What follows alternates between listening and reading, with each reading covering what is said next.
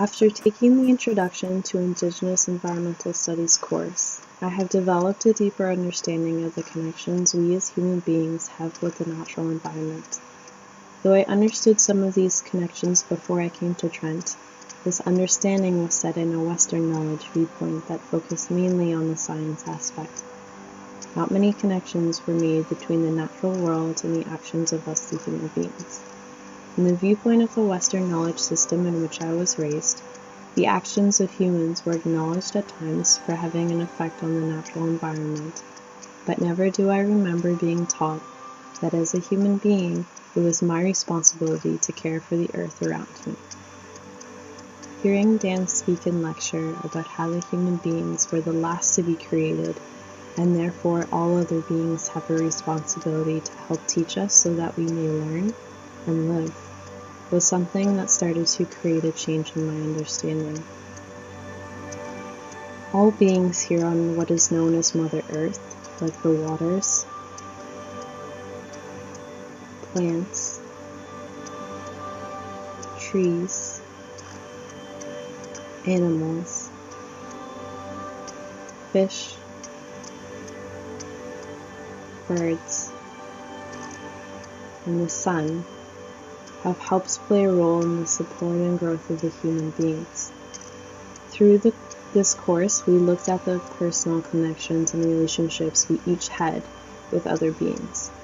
Reflecting on my own experiences so far in life, I have been very fortunate to have traveled to many different ecosystems and regions found here in Canada, to learn of the web of balance in each place and discover the species it supported and in turn supported each ecosystem.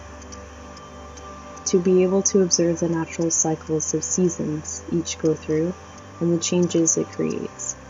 To discover what makes them unique and sacred to the area in which they are found.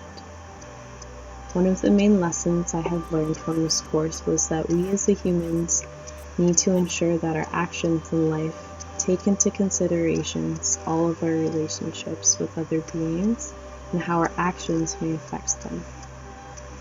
Within the Haudenosaunee culture, this view of decision-making is known as 7 generations thinking. In my own life, I have participated in opportunities to help with the restoration and conservation efforts of species like the eastern ribbon snake and the Blanding's turtle. Through this volunteer work, I helped to ensure that specific populations that were deemed at high risk could gain better protection so that our future actions as humans won't destroy their chances at life.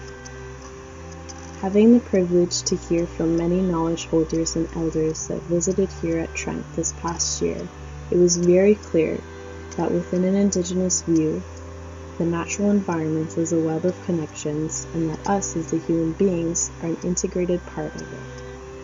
As Dan mentioned many times in lecture, we as the human beings can either be part of the continuation of life, or we can be what harms it. Moving forward now in my life, I want to continue learning about other knowledge systems and how they view the natural environment. By having a better understanding of the different knowledge systems, it will help empower me to enable change for the natural environment that is more holistic in nature. I am aware that this learning will probably take years for me to fully understand, and I'm okay with that. I'm just happy to be on a path that can lead me to help inspire change.